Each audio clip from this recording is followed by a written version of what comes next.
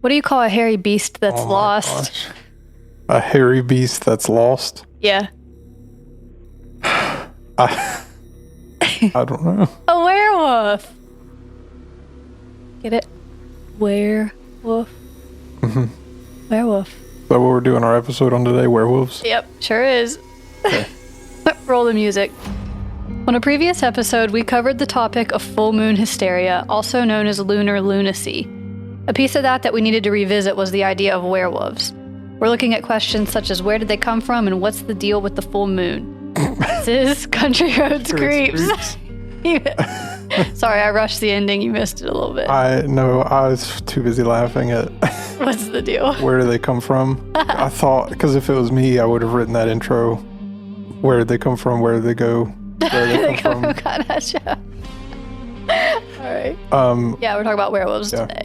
Another thing is I didn't expect our full moon hysteria episode to be as controversial as it was. Was it? It was. I didn't see any comments yet. People commented on our Facebook posts and stuff, where we shared it. I've had a million conversations with people about the full moon, and every one of them is that, but it's true, and that might be. I'm not denying that, Is that why it was controversial? Because people were saying, it is a real thing? Yeah, because, people have a reason to believe it, because there is, it's the experience that they have. Yeah, I am one of the biggest supporters of the full moon hysteria, even though I know it's not really true. I still like to believe it. I'm not necessarily denying that it's not, that it's not true. That the statistics show that it isn't, and the science backs up that it wouldn't be the moon causing it. But if it is true, right? So here's the thing. I've talked to state troopers that I know, including the girlfriend's dad. And he's like, it's 100% true. And he's like, I'd like to know what the statistics are between in New York or Miami, where the crime is just always happening and it's just nonstop. There probably isn't a big jump on a full moon, but in freaking the middle of the woods, rural West Virginia, there is. And that might be true. That's what I said. Ask any law enforcement person, any medical, first responder or teacher, and they're saying it's real. Yeah. What I would propose, though, is that the science doesn't back up that it would have an effect, and the statistics that we've seen don't back it up. You would expect there to be something more spooky, supernatural going on if it is true, if it is the case. And with that said, everybody's argument is that, the full moon, the gravity pulls on your brain juice and makes you crazy. I want to extremely clear this up. There is no more moon in the sky when it's full than when it's not full. Yeah, it's just the way you see it, the shadow and stuff. The moon is the same size all the time, and it always has the same gravitational pull. So, skip past that part, because it's always the same size. And it's always hollow. I got so confused when we were talking about the new moon versus the full moon. The only time that there's not the same amount of moon in the sky at nighttime as when there's a full moon is when there's a new moon, because it's during the daytime. And it's not that the moon is gone, but it's in a different position, from where we see it, right? It's gone at nighttime. It rises in the morning. But it didn't cease to exist. No. It's still there. No, it's still. You just can't see it. It's there. But again, you would expect that if this is true, there's something more supernatural happening if it's true with a full moon and moonlight at night, because you don't have the same spike during the day when the moon is full at 9 o'clock in the morning. Yeah. Anyway, go ahead with werewolves. We're teaching our baby how to howl. Okay. It was Dark's idea. Werewolves of London. It's very cute. He'll be he'll howl and he'll say, "Your turn," and then she'll just make baby noises. It's so funny and cute. Good.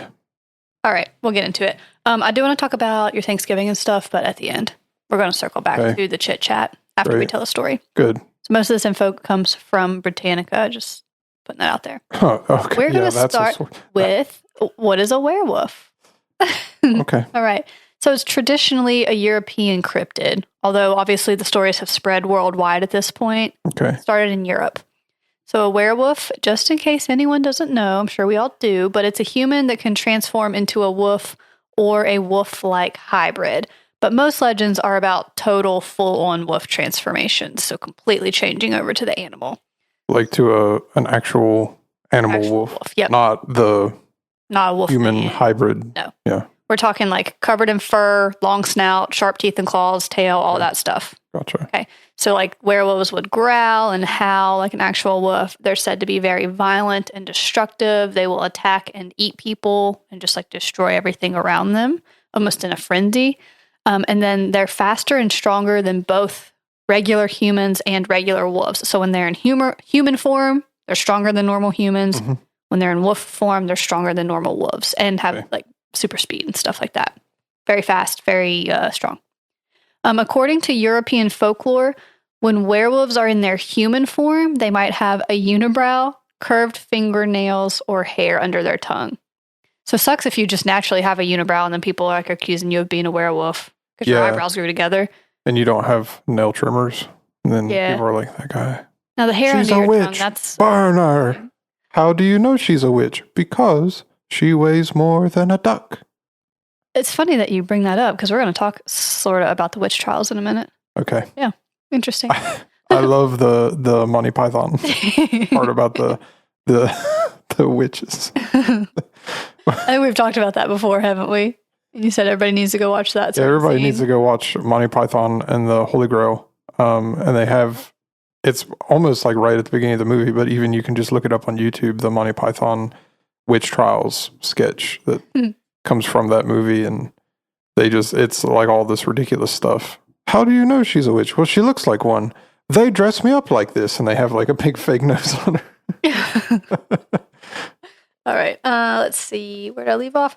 So some stories will talk about werewolves being able to shift whenever they feel like it, like just at will when they want to. Okay. But most tales claim that werewolves shift involuntarily under the full moon and go on their rampages, and that it's not a choice, and that they may or may not even remember what they did by the next morning. So when they come back into their human form, they don't know all the damage that they caused or if they hurt anybody, but they'll, I guess, find out when someone's like, hey, you did all this stuff last night. More of a curse. Yes. Than it is than like for fun. Yeah. Yeah, they're like not in control of themselves. So that leads us into asking, how does somebody become a werewolf?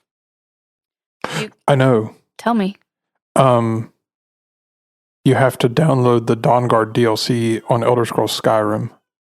Oh, I don't know what that is. We'll get to that at the end when you go into the pop culture references. Okay. It's a DLC in a video game. What's DLC? Downloadable content. It's like when they have the game, and then after the game is over, and then they release new stuff for the game, and you download it and then play through that. But Elder Scrolls, a huge, popular, gigantic, huge video game. People know, you might not. Skyrim came out 2011. Still like one of the biggest role-playing games of probably modern era time. But they released a thing you can be a werewolf or a vampire. Oh, that's fun. In a DLC is pretty cool. So, all right. So some ways that you can become a werewolf. One is to be conceived under a new moon. Mm-hmm. That's a little out of your hands, but if that happens to you, maybe you're a werewolf. Like astrology kind of thing, right? Like, wonder if you could be like the frogmen in Ohio, the Loveland frogman. They're like, he was conceived under a waxing crescent.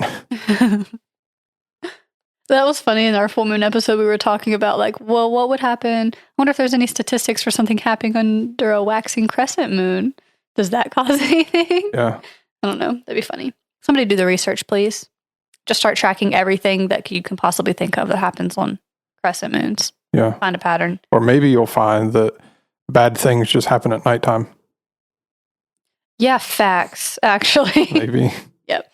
Another way is that you can drink water from a wolf's paw print. Okay. Which, I wonder who was the first person to do that and why they did that. That's almost worse than the first guy to figure out that you can drink cow's milk. Mm-hmm. Yeah, Derek and I were talking about that yesterday, actually.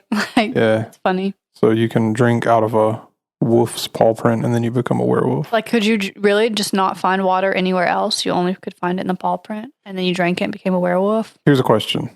Okay. Does that determine what kind of werewolf you are? If you're conceived under a new moon and then maybe you're the werewolf that it just happens to on a full moon, you turn into a werewolf. Mm-hmm. But if you drink, then you're on purpose. And then you can change whenever you want to. I don't know. Good question. Do you have to do it so many times a month, like a subscription service? Yeah, like, you renew your werewolf? Do you lose your rewards points? You have to like refresh a paw print every month? Yeah. What if you can't find one? I guess you just don't get to be it that month. Yeah, I guess not. Okay, another way is that you can use a cloak or a sash made from a wolf's pelt. So I guess it would have like some magical properties to it, and when you put it on, then you can turn into a werewolf. That reminds me of our Skinwalker episode. Yes. Yeah, similar. Native Americans will, if they wear the cloaks of a predator, or if they wear the pelts of a predator like a wolf, they can like turn into that animal. Yeah. Yeah, and they would actually, it's thought that they would take on the form of the animal, not like the humanoid wolf, but like the actual, they could be the animal. Like to a bear or something also. Yeah. Okay. Kind of along those lines, you could apply a magical salve or an ointment to your body. It's like a werewolf lotion, I guess. Ew, that grossed me out. I wish I hadn't said that. I don't know why. That gave me the ick. Werewolf lotion, ew. Yeah. Folklore from ancient Greece says that eating wolf meat mixed with human meat would irreversibly turn somebody into a werewolf. Look, like all the time, you're the humanoid werewolf. Unclear, but I imagined like you're turning into a werewolf on every full moon and you can never break that, whatever, curse, if you want to call it. How do you break the curse? That's the next section. Oh, good. One more thing that you can do is make a deal with the devil. Don't recommend that. Yeah. Strongly don't recommend non-recommended. That. Don't do that. Maybe just drink the water from the paw print. Okay. And then the methods of getting cursed or being bitten by a werewolf actually just comes from modern fiction. That wasn't really in the original folklore. So it's not like when a zombie bites you and turns you into a zombie. Or a vampire. Yeah. I was like, wait, is that how? Yes, that is how you can. I want to suck your blood. Yeah, so you don't really, I mean, I guess. What like am I trying rabies? To say? Like it's it's not like rabies. That just came from books and stuff that were written later on. Okay. Cool. Okay, so to answer your question, how do you stop being a werewolf? You gonna make a guess? I wish I had that sound on my thing now that it's like, all we can do is pray for him. Matter of fact, bow your head. Yeah, that's funny. and that is one of the methods. Pray about it. Mm-hmm. Huh. Yeah, that makes sense. Okay. So there was some belief that a werewolf would hide its pelt while it was in human form, which freaks me out. So like, is the pelt removable? Or maybe they're talking about how you could put on a wolf's pelt and that is what turns you into a werewolf. It's like Superman wearing the suit. Yeah. So somebody else had to find and destroy the pelt to get the person to stop being a werewolf, but the pelt was almost impossible to destroy. So tricky. Gotcha. Yep. Other methods included bloodletting. I guess they thought there was like werewolf curse in your blood. Ooh, like a disease, like a lycanthropy.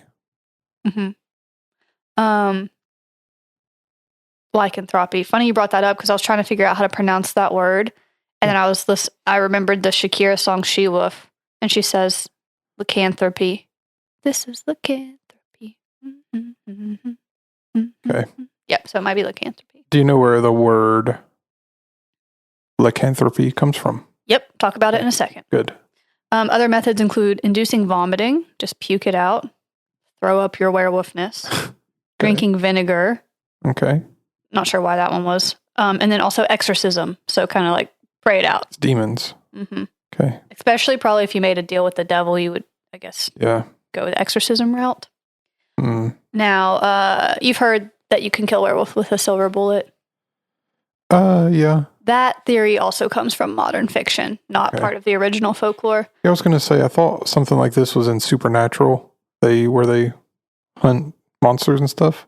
I've never watched that show, but I think I would really like it. It's really good. It's so good. I need a new show to watch because I'm like at the end of all the ones I like on Hulu. So let's go back to shows at the end when we talk about Chit Chat, because I have some good recommendations for you recently. Okay. They hunted werewolves and they shot them with silver bullets, and I also think that the destroying the pelt one was in that show too, I believe. Really? Yeah. Okay. The silver bullet thing might have been based on the story of a farmer in France in 1767 who killed a large unidentified beast on his farm with silver bullets. Some of the stories said it might have been a very large dog, or maybe a wolf. They didn't really know what it was, but he killed it with silver bullets, so that might have been where that theory originated. Okay, so that's how you stop being one. Bloodletting, and throw it up, drink vinegar, exorcism, or destroy the pelt. Now, where did werewolves originate? I know this. Tell me. I learned it recently. Really? Mm-hmm. Tell me. Yeah. I read that this goes all the way back to the Epic of Gilgamesh. Yeah, that's my first note. And he rejected a lady because she turned somebody else into a wolf. You are spot on. Yep. And then in ancient Greece, Zeus turned a guy into a wolf because he fed him a meal made of a boy meat. Good job, Shane. Mm-hmm. I'm still going to say all that again just with some more names. But yeah, you're totally right. So the first part you said, the first known story that included a werewolf transformation is in the Epic of Gilgamesh. Good job. And in that poem, the goddess's name was Ishtar. She was rejected by Gilgamesh because she had turned a shepherd into a wolf after she got tired of him. Mm-hmm. And I guess Gilgamesh didn't like that because maybe he didn't want to be a wolf. I don't know. I haven't read it. Sorry. That's embarrassing to admit. Yeah. And then also, like you said, in Greek mythology, there was a king. I don't really know how to pronounce it. It's Lycaon. Oh. Lycaon. Lycaon. And that, I think, is where that word comes from. Yes. So he tried to feed Zeus the human flesh, so Zeus turned him into a wolf for punishment. Yeah, so Lycaon's name comes from the Greek word lykos, which means wolf, and that's also where we get the word lycanthropy. Mm-hmm. I think turning into a werewolf. After this, I also read that in Rome, they had warriors that it was thought that they had to go through like a lycanthropy ceremony or something as part of like their earning the status to be like a warrior in this special group or something. But I don't know. Yeah. I don't think they actually turned them into werewolves. I think it was just a ritual thing that they did. Romans did a lot of weird stuff. Facts. Okay, around 425 BCE, there was a Greek historian named Herodotus. And he wrote about a tribe called the Nuri that allegedly turned into werewolves for several days each year. Like a holiday. Mm-hmm. And then werewolves are also in Norse stories. And there's one that tells about a father and a son, and they find wolf pelts that give you the power to transform when you wear them. Huh. That'd be kind of cool. Yeah. If it was like by choice and you didn't have to hurt people. Yeah. Just wanted to like run around as a wolf for a little while. But so that's actually where you actually get like our modern interpretation of what a werewolf is. Because the first two, the Gilgamesh and the Zeus thing, they were turned by somebody else. Yeah, they're turned into an actual wolf. But now we're actually getting into stuff where you can like go back and forth between being a human and being a wolf. Yeah. So it starts to change there a little bit. You're right. Okay. Now, the witch trials, the ones. She weighs more than a duck. Well, we've talked about the witch trials a little bit. I think it was in the mass hysteria episode. Yeah. So we did it wasn't the main topic, but we've discussed them. We've discussed them a couple times. So we had the witch trials over here. There were werewolf trials too over in Europe between the 15th and 17th century. Okay. And it was very, very similar. So people were accused of lycanthropy, and then they were basically just like tortured until they confessed to it. So it was the same as the witch trials over here. People that weren't really witches but were forced into confessing that and then killed because they confessed to it, even though they were forced to. So really, really horrible situation all the way around. People were executed in pretty brutal ways. One that was used most often was being burned at the stake because that was thought to be one of the ways you could kill a werewolf. Huh. So super sad stuff. Talk for a minute while I look something up because I forgot to put a note here I wanted to tell you about. You would have thought that they would have learned the witch trials lesson somewhere around the time of like 2005, 2008, whenever they were doing their enhanced interrogation methods. The CIA was doing that. Yeah. And they tortured a bunch of terrorists, I guess, or people they assumed were connected to terrorists. And then, number one, didn't get any new information that they couldn't get out of normal interrogation methods. And number two, got false information because people would literally do anything to stop being waterboarded and electrocuted. Yeah. I mean, they're going to say whatever they have to say. Yeah. It's so stupid. So... All right, I found this. I wanted to read this to you. I forgot to put it in my notes. I'm just going to read this straight from Britannica. These are not my original words. One of the most notorious werewolf trials was that of a healthy farmer named Peter Stubb or Stump. The spelling was different in a few places. In Germany in 1589. Local hunters claimed that they had seen him transform from a wolf into a human. Through means of torture, Peter confessed to having a magic belt that he used to transform into a werewolf and hunt and eat people. His gruesome execution involved, in part, being strapped to a cartwheel, beheaded, and burned at the stake. So, very similar to the witch trials we had over here, just as horrible. Should not have ever happened, but people suck, so. Yeah. There's that. Interesting. All right, now we'll talk a little bit about werewolves in books and in movies and how the lore behind them kind of changed to what we have now. Okay. So there were lots of werewolves in literature kind of in the 19th century. One of the first ones was called Melmoth the Wanderer by Charles Maturin. It was written in 1820. You had The Wolf Leader by Alexander Dumas in 1857 and The Mark of the Beast by Rudyard Kipling in 1890. Now, a big one that was kind of important was called The Werewolf of Paris by Guy Endore in 1933. And this book was kind of like the werewolf equivalent of Bram Stoker's book Dracula in 1897. So what Dracula did for vampires is what the Werewolf of Paris did for werewolves, if that makes sense. You know what I mean? Yeah.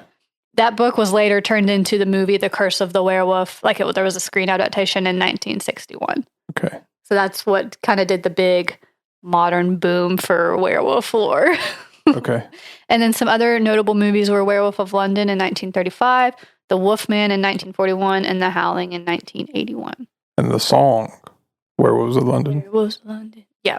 So, I mean, there's been tons and tons and tons of things that use werewolves nowadays. I mean, they're in books, they're in movies, they're in songs, like we just said, they're in video games, which you're going to talk about. Yeah. But that's just how we kind of went from people getting turned into a wolf to having the power to transform into them. So talk about that video game you were going to talk about. Elder Scrolls V Skyrim came out a long time ago. Actually, here in the next couple of years, they're going to release Elder Scrolls 6. I'm pretty excited about it. I love Elder Scrolls. Mm-hmm. It's neat. But so for those who don't know, Skyrim follows the story of your character is the Dragonborn, and you find that out later, and then you have to fight dragons and kill dragons. And there's all it's RPG, so there's wizards and elves, and you can be a magic character or an axe character, warrior character, or whatever you want to be. That's cool. You can build your own character however you want to. But after that, they came out with some DLC, and I think it was the first one they came out with was the Dawnguard DLC. And they, so in the game, you have the main storyline. You also have guilds that you can be a part of. So there's the Thieves Guild, the Assassin's Brotherhood guild that you can, and then you can be the Mage Guild. You can go to college and be a mage, and there's all kinds of stuff you can do and have little side things.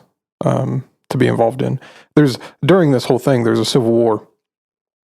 And so, but in each one of these little groups that you join, you can pick what side of the thing you want to be on. So you can, like, on the Civil War thing, you can be one side or the other, or on, like, with the Assassin's Brotherhood, you can be an assassin completely, or you can eventually, like, betray them and completely destroy the Assassin's Brotherhood. It's pretty neat. That's cool. But in the Dawnguard DLC, you can choose to be a werewolf person or a vampire person. And you can also choose which one of those lines you want to go with. You can either fight against vampires or be a vampire, or you can fight against werewolves or be a werewolf. Which do you choose? Well, so I usually picked the vampires, because when you be a vampire, you get cooler looking armor, and you get this girl to follow you around, and has like really strong magic. Oh. And so she'll be like your companion for the rest of the time. And she has a lot of health, and she doesn't die because she's your other companions can die if you get one, but I don't think she can, because she's supposed to be like a big main character that can't die. And she'll follow you around, and she has strong magic. Anyway, you can turn into a vampire. And the thing in the game is that you have to, like, drink blood every once in a while, or you'll keep getting vampire symptoms, and you'll keep getting like uglier and uglier because you're not getting blood. And then people will start to comment on it. Wasting away. Yeah, they're like, you don't look so good. Until you drink blood, and then you look fine, like a normal person again. That's funny. And then for the werewolf thing, both of these you can choose. Once you level up your vampireness or your werewolfness, you can be a vampire lord, and you can like fly around like off the ground a little bit and do magic and stuff. So anyway, to say all that, in the game, it's funny because I think it's either the lycanthropy that you get or the vampire disease that you get. One of those makes you immune to all diseases. Oh. And so that's cool. I think the lycanthropy makes you immune to all diseases, and the vampire makes you immune to all venom and stuff. But the thing with it, though, is that people found out that if you get vampire first, then you can then go and get lycanthropy later. Mm-hmm. And be both. You can't get lycanthropy first because it makes you immune to all diseases, and vampire is a disease. It's funny that, like, how vampires and werewolves are pitted against each other. Yeah, like in Twilight. I was gonna say in Twilight, and then have you seen that show What We Do in the Shadows? No. It's so funny. It's like a mockumentary about vampires, and they have werewolves in there too that they're like opposed to. But other games along the line of your video game thing that werewolves have been in is World of Warcraft, Legend of Zelda, Twilight Princess, and Dungeons and Dragons. Yep.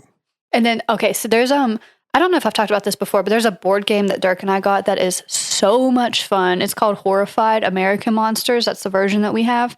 And it's a cooperative game. So you're all like on the same team and you're playing against the board. And you have these different characters, like you play as different people, and you're trying to fight against the monsters invading the town. But if the monsters take over, you lose. So in the American Monsters version that we have, you have to fight against Bigfoot, Mothman, the Jersey Devil, the Chupacabra, the Banshee of the Badlands, and the Ozark Howler. But in the original Horrified, the first one that they made, they have Frankenstein, the Bride of Frankenstein, Dracula, the Mummy, the Invisible Man, Creature from the Black Lagoon, and the Wolfman. So that's kind of like a werewolf in there. And then they also have a Greek monsters version. I think that's the newer one. I hadn't seen it yet, but it has Medusa, Cerberus, the Minotaur, Chimera, Siren, and Basilisk. We have the American Monsters one because it had Mothman. It's so fun. That reminds me of this.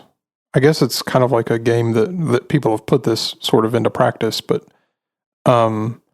there's like a thought experiment kind of game that you can play. You get like, I think it's like 10 people, and you pick 2 of them to be werewolves, or whatever, like a vampire or a werewolf or whatever you want. And they have to every night they kill somebody, and then the townspeople have to decide on who to get rid of, who they think the werewolf is. But the two werewolves know who they are. And so what they've found out is through that is that if the werewolves know who the werewolves are, then they can actually make it so that they can spin it so that they always survive because they have the information that the other people don't. And so it's like 99% effective that the werewolves win every time because they have the information and the townspeople don't. So it's pretty neat kind of experiment. But yeah, they were in Supernatural too. Supernatural has vampires and werewolves, a bunch of episodes. And they're like I said, they're very good show. So much stuff. Like there's Stephen King book about werewolves. I'm trying to think of the name. Ozzy Osbourne wrote a song about. Yeah, it was in the Michael Jackson Thriller video. Thriller. Let me find that book name. Bark at the Moon. I don't know. That one. And everybody plays that riff wrong. Oh, The Cycle of the Werewolf. That's a Stephen King book. It was in Harry Potter. Remus Lupin was a werewolf. I never watched much Harry Potter. I watched a couple of the movies. I read all the books. I haven't seen all the movies. I've seen parts of all of them, but I don't know that I've watched them all the way through. Huh.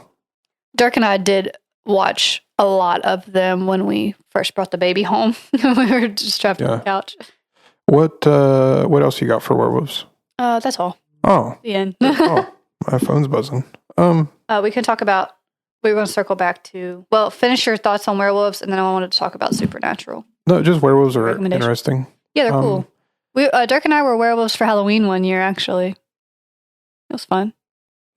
Werewolves are pretty interesting. I don't know, it's just, it's weird how they've kind of evolved over time. I feel like I've like kind of recommended and chosen an episode for you to do the last couple of times, but I almost want you to do vampires now so that we can see. I kind of want to. There's like a similar train of like where vampires come from and then how modern media has. I think I will do vampires next. I like that idea actually. But with that said, I liked Nosferatu, that movie. It's just like a silent film. Yeah. You know, honestly, the only thing I know about Nosferatu. SpongeBob. Yeah. Who's been flickering the lights? Nosferatu. Yeah. It was like a little bit scary as a kid. Yeah. That scene. Slasher. Vampires are neat. But yeah, watch Supernatural. It's pretty interesting. The first like bunch of seasons are like the first handful of seasons are all like they get into like mostly monsters and stuff. Mm-hmm. So it's like shapeshifters, vampires, werewolves, normal stuff and like a lot of monsters that like aren't that popular, but you've probably heard of. And a lot of like supernatural stuff, obviously. But then in the later seasons, it's mostly like demons and angels stuff. So another show recommendation I started watching this recently. And by recently, I mean yesterday, is Dexter. Have you ever seen that? No, and I'm not going to watch it because I had a good friend that watched it and absolutely hated the ending so much. And I'm like, I don't want to go through all of that to be disappointed. Why would you? Man. You haven't made it to the end, have you? I just started it yesterday and there's 8 seasons. I think it was, I didn't watch Game of Thrones either because of how much people hated the ending. I think it's something similar where the ending was just very... No, it's very good though. But I have also, I've been told it's very good. Very good. I don't know if I want to watch it. It's so interesting. It follows, I'll give you the rundown of it. It follows this guy who is a serial killer named Dexter. And he works as a blood analysis forensic guy. And he has to disguise his feelings all the time because he's a sociopath. He doesn't really have feelings. So the whole time he's like pretty much masks that he's the serial killer. And he actually like there's other serial killers in the show that he's like trying to figure out at the same time. It's pretty neat. So, but it's very, very cool. And he kills people that deserve it, right? So like one of the episodes I just watched in season 1 was this, I guess his girlfriend, one of the ladies that works for her at a hotel, wanted her family to come over from Cuba. And so they hired a coyote guy who smuggles immigrants in. And they couldn't pay. And so he drowned the guy and put him in the ocean. And it turns out he's been doing this a lot. They drowned him and his wife, drowned the people who can't pay. And they throw him in the ocean and let him wash up. And then it's considered an accident because Cubans get lost to sea all the time and drown trying to come to Miami. And so he kills that guy because he deserves it because he's a bad dude.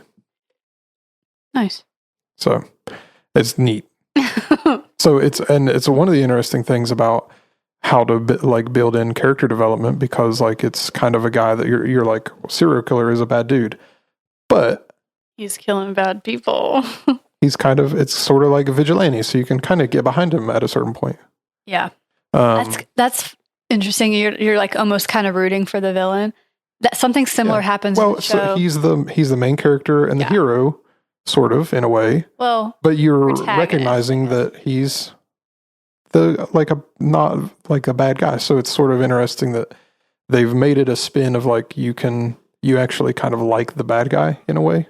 Yeah. I was gonna say there's a show, Justified. Have you seen that? I think I saw bits of it. Literally the best show I've ever watched. Like number 1, love it so much. But it is such a good show that it has you rooting for the hero and the villain at the same time. Like you want them both to get what they want, even though they're against each other. It's such a good show. That's love like it. Werewolves. And vampires. You don't like a werewolf, but you kind of want him to. But like they're kind of cool. Kill people. No, just in the movie. Run through the woods and howl at the moon.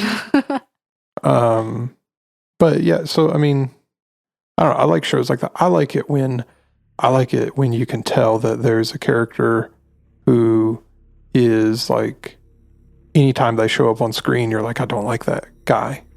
And I feel like that's a good, like it's very good writing on a character and very good acting for a character when you're kind of like, I don't like this guy. He's just an actor, but I really hate the character. Like it's one thing to like a character in a show, but it seems like it's harder to get you to really despise a character. Yeah. And that's, yeah. I'm trying to think of a show I watched where I really couldn't stand a character in it. You have any off the top of your head? Mostly just like bad guys, like no, I can't think of one. I'm sure I one would know come that to me. that's like happened. If I had enough time to think about it, well, maybe we can bring it back up on the next episode. Yeah. What are you talking about next episode? I'm back and forth between Operation Northwoods and Operation Mongoose. Quick synopsis of each. Operation Northwoods is when the CIA tried to convince John Kennedy to blow up an airliner so that they could go to war with Cuba. And Operation Mongoose is all of the insane operations that they tried to do to assassinate Fidel Castro. All right, good conspiracies. Another true conspiracy episode for me. Sounds good. If you guys have any suggestions for stuff you want us to talk about, let us know. Instagram and Facebook, Country Roads Creeps. Leave us 5-star review. Oh. Please and thank you. Is that it? Is that all we're going to say today? I think so. Okay. Be safe driving home. Watch over the not deer. Bye. Bye.